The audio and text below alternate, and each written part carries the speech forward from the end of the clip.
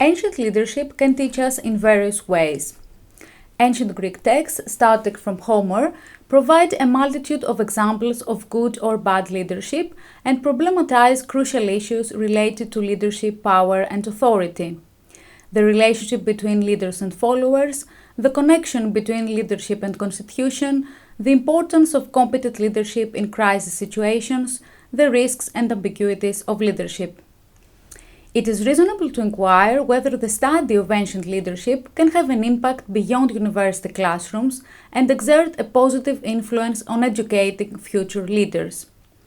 The Synekis project and the present conference constitute excellent initiatives which can pave the way for a deeper understanding of the issues related to leadership and ultimately contribute to the formation of future leaders. Approaching ancient leadership from a pedagogical perspective usually entails the use of two methods. The first consists in studying the ancient texts and trying to figure out to what extent ancient themes of leadership can have a relevance for our modern world. For instance, in Sophocles' tragedy Antigone, Creon is an example of a leader whose authority is questioned. How does he respond to this challenge, and what can modern leaders learn from the way he deals with it? In another Sophoclean tragedy, Oedipus Rex, Oedipus has to face the plague, which has struck the city of Athens. Can modern leaders be taught by Oedipus with regards to the issue of tackling urgent crises? The examples can be multiplied. A student of ancient leadership is expected to understand and analyze the complexities of various situations and also attempt to flesh out possible lessons. The second method, which is perhaps more intriguing, follows the reverse process. Starting from an observation of our contemporary world, it attempts to view it with the eyes of an ancient historian or an ancient Greek writer in general. To put it schematically, our modern world can be partly conceived as a form of replica of the ancient world, with its good and bad leaders, its loyal and disloyal followers, its various political problems, wars, and crises. This exercise can make us more alert to the complexities of political life. On the one hand, we realize that leaders nowadays suffer from the same flaws that are stigmatized in ancient Greek texts. To give just one example, the emotional appeal to the masses, to which modern politicians have recourse, often with destructive effects, amply evokes the ancient demagogues. On the other hand, we are glad whenever we spot positive models of modern leadership and we search for analogies to competent ancient leaders. My paper for this conference will focus on one such positive model of modern leadership, the former President of the US, Barack Obama. The inspiration for my talk relies on a constant observation. Carried away by the tendency, or perhaps professional perversion, to view our modern world with the eyes of an ancient writer, whenever I heard Barack Obama speeches, I recalled Pericles' speeches as they are reported by Thucydides. This conference gives me the opportunity to test this observation by looking closely at one of Obama's most inspiring speeches. The farewell speech he delivered in Chicago in January 2017, a little before the official ascension of Donald Trump to the presidency of the US. I will use this speech as a case study, but I'm pretty confident that a systematic analysis of all of Obama's speeches can strengthen my thesis that Barack Obama resembles with the ancient Pericles in many respects, and perhaps also imitates him. Before proceeding to an analysis of Obama's speech, some methodological observations are necessary.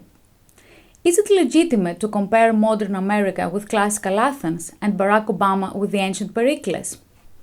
It is true that political circumstances in modern America are fundamentally different from those prevailing in ancient Athens. Modern Americans are proud of having abolished slavery and of defending the rights of women and minorities, which was not always the case in ancient Athens. Modern Americans have a global perspective of the various political problems, which was not necessarily the case with the ancient Athenians. Modern Americans have to face terrorism and undertake wars with distant enemies, which was not the case in ancient Athens. Modern Americans often appeal to God, usually conceived as the God of Christianity, which was again not the case in ancient Athens. What about Barack Obama and Pericles? Barack Obama incarnates in certain respects the so-called American dream. Although he did not belong to the American upper class, he managed, due to his exceptional qualities, to study at the best universities and became president of the US. The ancient Pericles, on the contrary, always belonged to the elite. Barack Obama takes pride in his faithfulness to his wife and family life. Pericles, on the contrary, was notorious for his relationship with Aspasia, a source of scandal in ancient Athens. Finally, and more importantly perhaps, in our modern world, we easily have access to the content of all speeches delivered by politicians, which is again not the case with ancient politicians. Concerning Pericles, more specifically, only 3 of his speeches are reported by Thucydides, who warns us, however, that he does not reproduce their exact content, but tries to convey the general sense of what was told. Should these divergences discourage us from undertaking a close comparison between the two politicians? I believe not, mainly because we can also observe some crucial similarities which, in my opinion, render the comparison reasonable. Like classical Athens, modern America runs an empire. Like classical Athens, modern America valorizes democracy. Like the ancient Pericles, Barack Obama is considered a successful and charismatic leader overall. He was twice elected President of the US, and similarly, Pericles had consecutively held the office in ancient Athens for many years.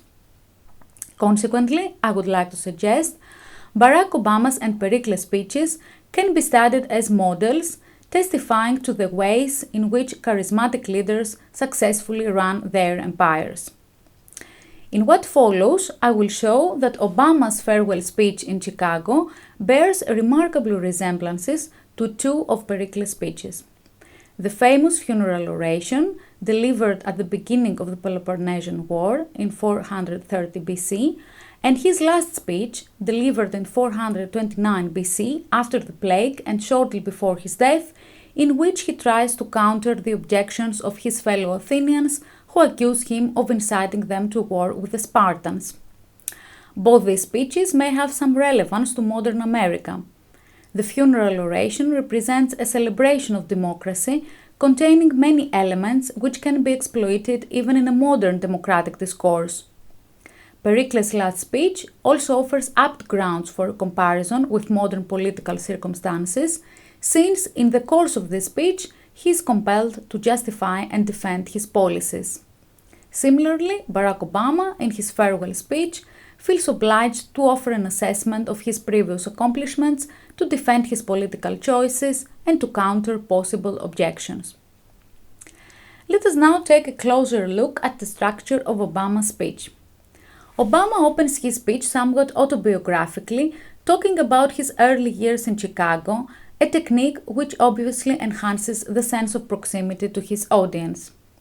He then appeals to the American founders who fosters the ideals of freedom and democracy and lists the major achievements of his presidency, namely the creation of jobs, the fight against terrorism, and health reform. The bulk of his speech is a theoretical reflection on democracy. He enumerates its merits and also warns about the threats to it: inequality, racism, and what he calls corrosive political debates. He ends his speech rather emotionally, thanking his family, collaborators, and the American citizens as a whole, and expressing his hopes for the future of America. The similarities with Pericles' speeches are striking and can be summarized as follows. In the slides which follow, I have put them in 2 parallel columns. I will not read them in detail, but this material will be uploaded and participants in the conference will be able to study it. Obama's speech is characterized by a constant interchange between I and you and an emphasis on we and all. In this way, the American politician creates a sense of commonality between himself and his fellow citizens. Pericles employs the same technique both in his funeral oration and in his last speech.